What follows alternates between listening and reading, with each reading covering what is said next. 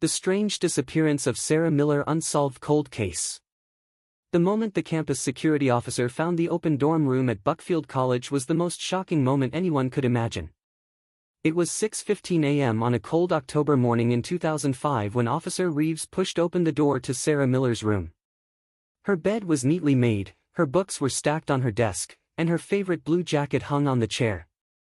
On the floor by the bed were her backpack, her laptop, and a half-empty bottle of water. But Sarah herself was gone, completely gone without a trace. No one on the campus of Buckfield College in Ohio could believe it. Students walked past that dorm room all the time, chatting and heading off to classes. Some thought they had heard a noise in the night, but no one was sure. Officer Reeves immediately called the main office. Within minutes, more officers were on the floor, checking every room, every closet, and every hallway. They found nothing, no broken window, no sign of a struggle, no clue about where Sarah had gone. It was as if she had vanished into thin air. But to understand how strange this was, you have to know what kind of person Sarah Miller was. She was 19 years old, a sophomore studying psychology. She lived in that dorm room on the second floor, just a short walk from the library and dining hall. Sarah was known for her smile and her kindness. She helped classmates with homework, laughed easily in the hallways, and always seemed to have a plan for her future. She talked about wanting to become a counselor one day, helping people work through hard times. Her roommate, Jenna, said Sarah was the first one awake each morning, usually making coffee before sunrise. On the night before she disappeared, nothing felt unusual to anyone who knew her. Sarah had dinner with a group of friends in the campus dining hall. They talked about an upcoming psychology exam and plans for the weekend.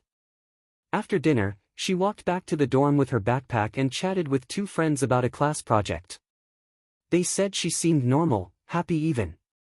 She didn't complain about stress or talk about leaving school. No one noticed anything out of the ordinary as she walked up the steps toward her room. Later that night, around midnight, another student on the same floor said she heard the sound of someone moving around, like footsteps pacing back and forth, but she dismissed it as someone returning late from a study session. It wasn't until the next morning that people realized something was seriously wrong. When Officer Reeves found the room so neatly left behind, with everything in place except the person who lived there, a chill went down his spine. He stepped back and looked again at the backpack sitting by the bed, the laptop still open to a half-finished essay, and then at the window, locked from the inside. Detectives arrived soon after.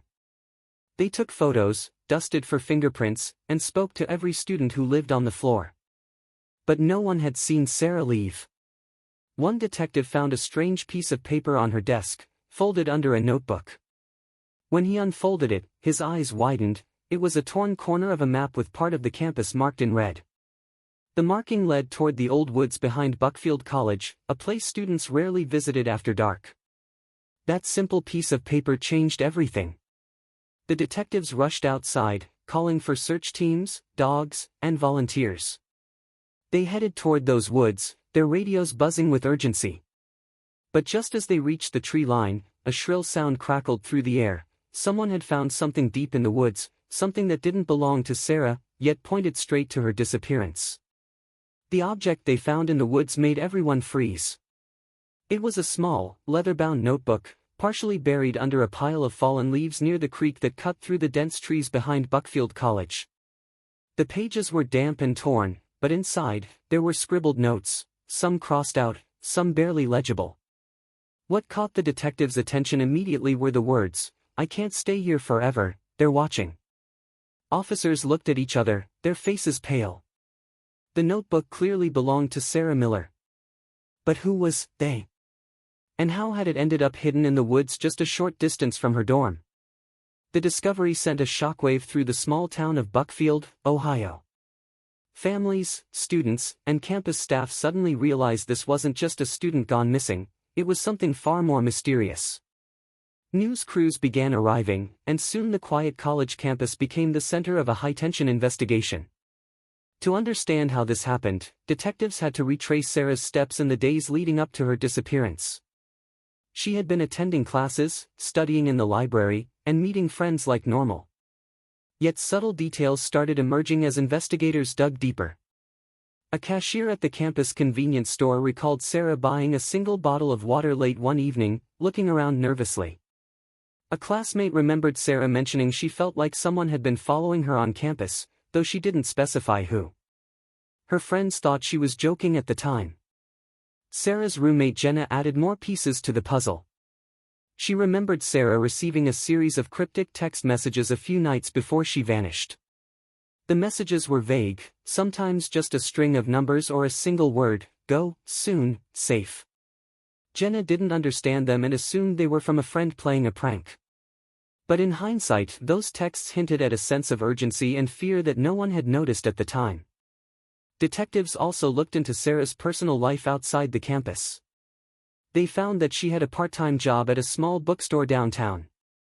The manager said Sarah was always punctual and cheerful but had recently seemed distracted.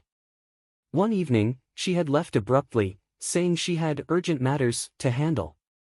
When investigators checked security footage from the bookstore, they noticed something strange, a shadowy figure lingering near the entrance around the same time Sarah left. The figure's face was obscured by a hood, and they quickly walked out of view. By the second day of the search in the woods, volunteers were combing through thick underbrush, calling out her name. But the deeper they went, the eerier the atmosphere became. Some reported feeling watched, hearing twigs snap though no one was nearby. And then, near an old, abandoned shed at the far edge of the woods, one volunteer stumbled over a small metal box partially buried in mud. The box was locked, but it rattled as if something was inside. Detectives pried the box open carefully. Inside were several items that belonged to Sarah: a silver locket, a scarf, and a folded piece of paper. When the paper was unfolded, it revealed coordinates, scribbled hastily in pencil. But the handwriting was not entirely Sarah's. There were differences, suggesting someone else may have been involved.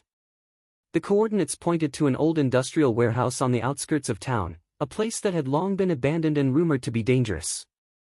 As the search team and police left the woods to investigate the warehouse, the sun began to set, casting long shadows over the campus.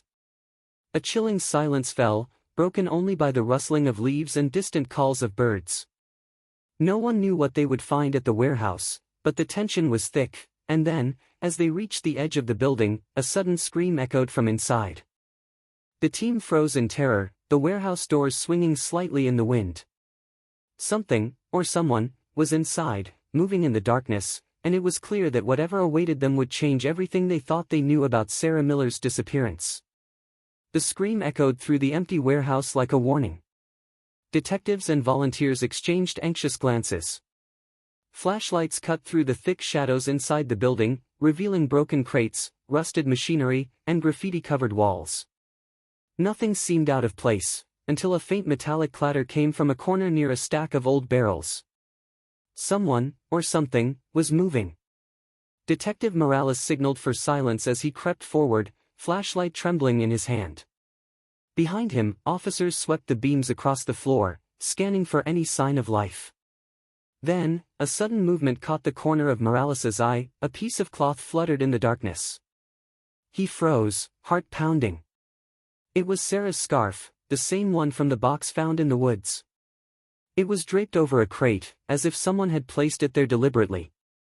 The team spread out cautiously, calling her name softly. The building was silent except for the wind whistling through broken windows. Morales bent down to inspect the crate, careful not to touch anything. Inside, he found nothing, just the scarf and an old notebook with pages ripped out. Whoever had left these clues had vanished before anyone could find them.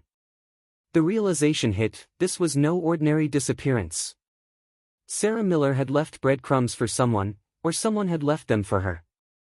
To understand how it came to this, detectives had to retrace the days before Sarah vanished.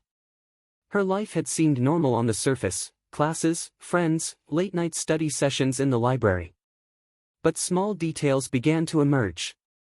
A classmate remembered Sarah acting distracted during a group project. She had repeatedly checked her phone, her brow furrowed as she read messages no one else could see.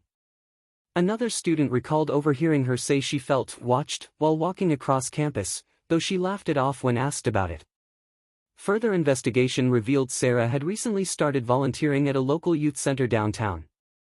Staff there described her as kind and patient, but they noticed someone had been showing unusual interest in her. A man who often lingered near the entrance would leave whenever she noticed him, but no one knew his identity.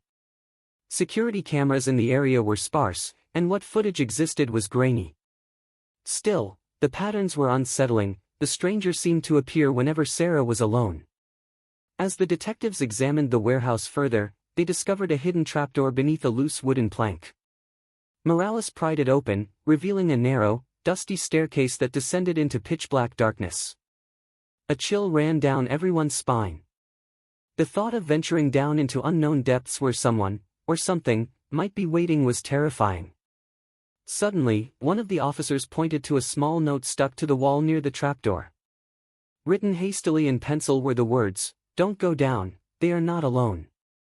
Morales read it aloud, his voice steady despite the unease creeping up his neck. The group froze. The warning was clear: someone knew more than they were letting on, and whatever lurked in that warehouse was not friendly. As night fell outside, shadows deepened inside the warehouse. A faint, almost imperceptible sound echoed from below the trapdoor, the creak of footsteps that didn't belong to anyone in the group. They weren't alone. Someone, or something, was moving in the darkness, waiting, watching.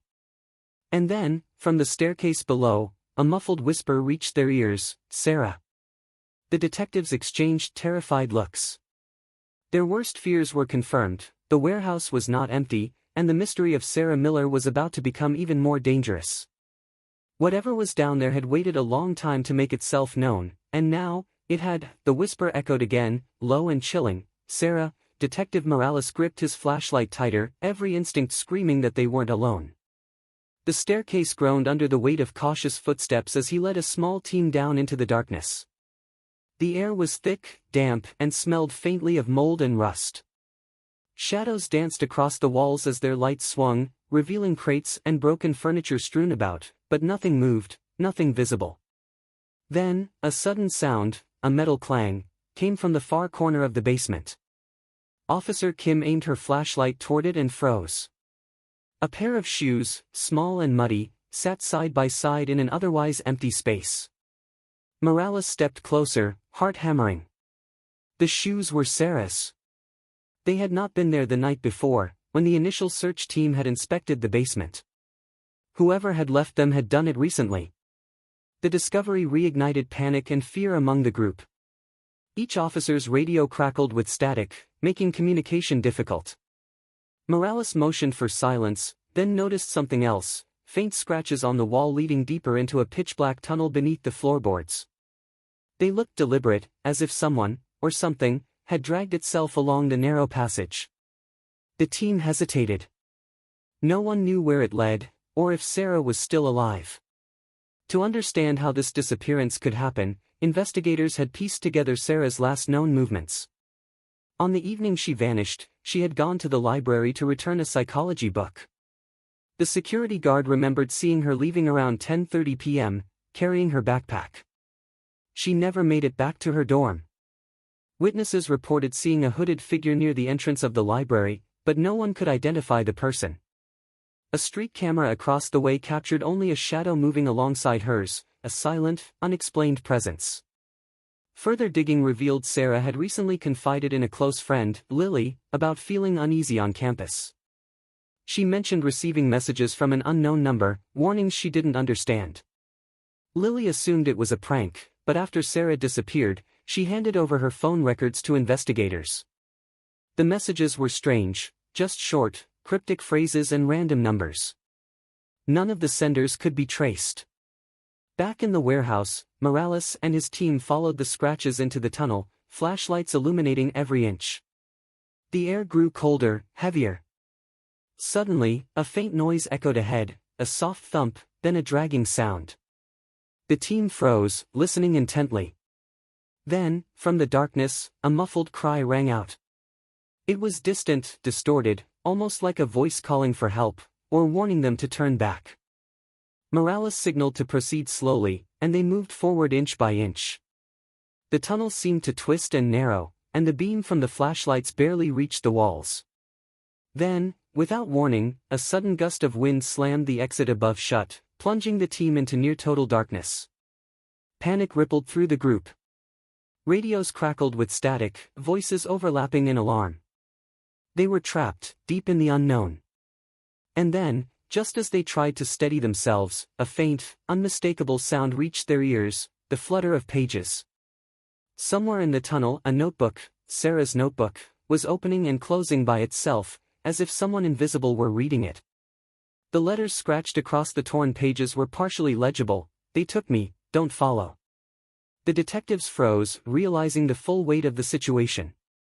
Sarah Miller's trail had led them here, but this was no ordinary missing person case.